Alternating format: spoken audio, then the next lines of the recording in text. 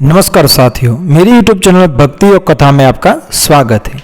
आज हम बात करेंगे गांधारी के 10 हैरान कर देने वाला रहस्य के बारे में।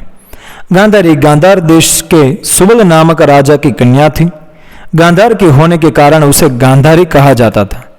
गांधार आज के अफगानिस्तान का एक क्षेत्र था जिसे आज कंधार कहा जाता है। गांधारी के भाई का नाम शकुनी था। गांधारी हस्तिनापुर के महाराज धृतराष्ट्र की पत्नी और दुर्योधन आदि कौरव की माता थी। अब जानते हैं गांधारी के बारे में 10 ऐसे रहस्य जो आपको चकित कर देगा। एक, इच्छा विरुद्ध विवाह। कहते हैं कि गांधारी ने धृतराष्ट्र से मजबूरीवश विवाह किया था। इसका कारण भीष्म थे।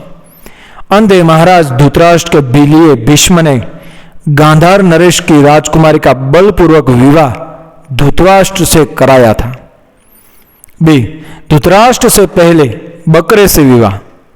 किंवदंती अनुसार ऐसा माना जाता है कि गांधारी का विवाह धृतराष्ट्र से करने से पहले ज्योतिषियों ने सलाह दी कि गांधारी के पहले विवाह पर संकट है, अतः इसका पहला विवाह किसी और से कर दीजिए, फिर धृतराष्ट्र से करें।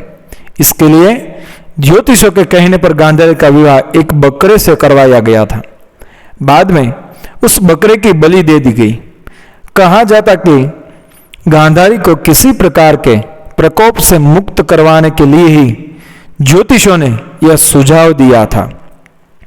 इस कारणवश गांधारी प्रतीक रूप में विधवा मान ली गई और बाद में उनका विवाह धृतराष्ट्र से कर दिया गया। अगला, गांधारी ने भी बांधी आंखों पर पट्टी। गांधारी को पहले से ही पता था कि उनका होने वाला पति अंधा है। गांधारी ने पतिव्रत धर्म का पालन करते हुए अपनी आंखों पर जीवन भर के लिए पट्टी बांध ली थी। इसी कारण गांधारी का संसार की पतिव्रता और महान नारियों में विशेष स्थान है। अगला, जब धृतराष्ट्र को हुई गलतफहमी, गांधारी की एक विधवा थी। यह सच्चाई बहुत समय तक कौरव पक्ष को पता नहीं चली। यह बात जब महाराज धृतराष्ट्र को पता चली तो वे बहुत क्रोधित हो उठे। उन्होंने समझा कि गांधारी का पहले किसी से विवाह हुआ था और वह न मालूम किस कारण मारा गया। धृतराष्ट्र के मन में इसको लेकर दुख उत्पन्न हुआ और उन्होंने इसका दोषी गांधारी के पिता राजा सुबाल को माना। धृतराष्ट्र ने गांधारी के पिता राजा सुबाल को पूरे परिवार सहित कारागार में डाल दिया। कारागार में उन्हें खाने के लिए केवल एक व्यक्ति का भोजन दिया जाता था। केवल एक व्यक्ति के भोजन से भला सभी का पेट कैसे भरता? यह पूरे परिवार को भूखे मार देने की साजिश थी।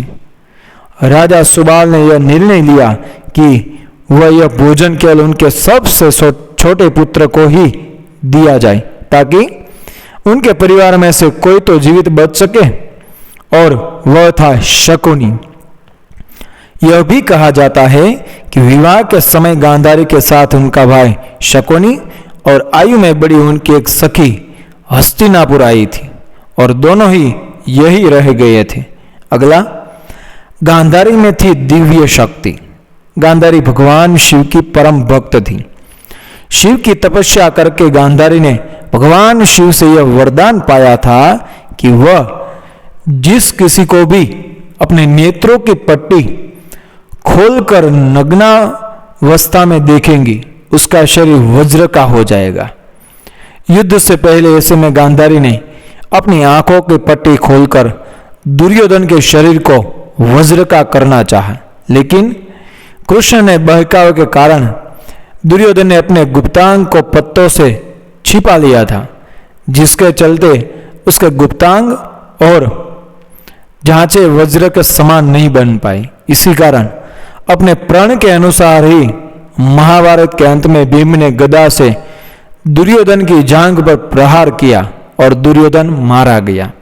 अगला, गांधारी के पुत्र नहीं थे, धृतराष्ट्र के पुत्र। गांधारी के पुत्रों को कौरव पुत्र कहा गया, लेकिन उनमें से एक भी कौरव वंश नहीं था।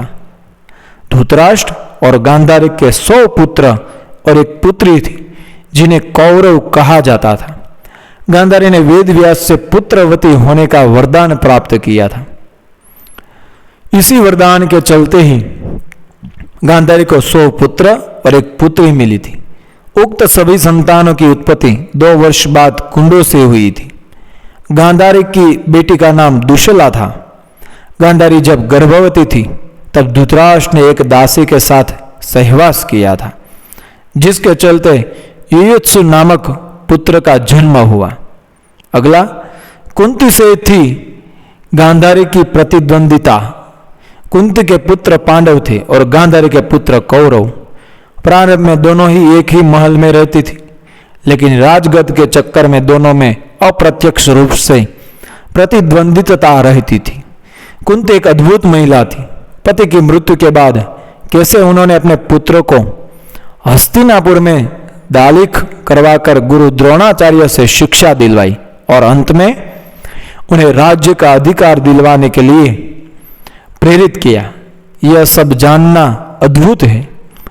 जिस तरह कुंती ने संघर्ष किया उसी तरह गांधारी ने भी संघर्ष किया। फिर भी दोनों की महिलाएं एक दूसरे के सुख दुख में साथ देती थी। अगला, पुत्र और भाई के वश में गांधारी। शकुनि ने गांधारी व धृतराष्ट्र को अपने वश में करके धृतराष्ट्र के भाई पांडु के विरुद्ध षड्यंत्र रचने और राज सिंहासन पर धृतराष्ट्र का आधिपत्य जमाने को कहा था। शकुनि की जब यह चाल किसी भी कारण से सफल रही हो तो उसका सम्मान और बढ़ गया। गांधारी अपने भाई की चाल को समझती थी और वह अपने पुत्र को बुराइयों से दूर रहने का कहती थी, लेकिन उसकी नहीं चलती थी। पति, भाई और पुत्र के बीच गांधारी विवश थी। अगला, श्री कृष्ण को शाप। गांधारी के सभी 100 पुत्र महाभारत के युद्ध में मारे गए। अंत में दुर्योधन का जब भीम ने वध कर दिया, महाभारत युद्ध के पश्चात सांत्वना देने के उद्देश्य से भगवान श्री कृष्ण गांधारी के पास गए। गांधारी अपने 100 पुत्रों की मृत्यु के शोक में अत्यंत व्याकुल थी। भगवान श्री कृष्ण को देखते ही गांधारी ने क्रोधित होकर उन्हें शाप दिया कि तुम्हारे कारण जिस प्रकार से मेरे 100 पुत्रों का नाश हुआ है, उसी प्रकार तुम्हारे वंश का भी आपस में एक दूसरे को मारने के कारण नाश हो जाएगा। भगवान श्री कृष्ण ने गांधारी से कहा, देवी, मैं आपके दुख को समझ सकता हूं। यदि मेरे वंश के नाश से तुम्हें आत्म शांति मिलती है तो ऐसा ही होगा। भगवान श्री कृष्ण ने माता गांधारी के उस शाप को पूर्ण करने के लिए अपने कुल के यादवों की मति फेर दी। मौसूल युद्ध के कारण जब श्री कृष्ण के कुल के अधिकांश लोग मारे गए तो श्री कृष्ण ने प्रभास क्षेत्र में एक वृक्ष के नीचे विश्राम किया। वहीं पर उनको एक भील ने मूल वंश तीर मार दिया, जो कि उनके पैरों में जाकर लगा। इसी को बहाना बनाकर श्री कृष्ण ने देह को त्याग दिया। उसके बाद द्वारिका नगरी समुद्र में डूब जाती है। अगला, गांधारी की मृत्यु। युधिष्ठिर के राज्याभिषेक के बाद धृतराष्ट्र, संजय, कुंती और गांधारी ने संन्यास ले लिया और वे अपने आगे का जीवन बिताने के लिए जंगल में कुटिया बनाकर रहने लगे। 3 साल बाद एक दिन धृतराष्ट्र गंगा में स्नान करने के लिए जाते हैं और उनके जाते ही जंगल में आग लग जाती है। वे सभी धृतराष्ट्र के पास आते हैं। संजय उन सभी को जंगल से चलने के लिए कहते हैं, लेकिन दुर्बलता के कारण धृतराष्ट्र वहां से नहीं जाते हैं। गांधारी और कुंती भी नहीं जाती है। जब संजय अकेले उन्हें जंगल में छोड़ चले जाते हैं तब तीनों लोग आग में झलस कर मर जाते हैं। संजय उन्हें छोड़कर हिमालय की ओर प्रस्थान करते हैं, जहां वे एक सन्यासी की तरह रहते हैं। बाद नारद मुनि युधिष्ठिर को यह दुखद समाचार देते हैं। युधिष्ठिर वहां जाकर उनकी आत्म शांति के लिए धार्मिक कार्य करते हैं। धन्यवाद साथियों, कहानी अच्छी लगी, जानकारी अच्छी लगी, मेरे चैनल को सब्सक्राइब करें, फॉलो करें, शेयर करें। मिलते हैं इसी कहानी के साथ अगले वीडियो में। जय श्री कृष्ण, राधे राधे, धन्यवाद।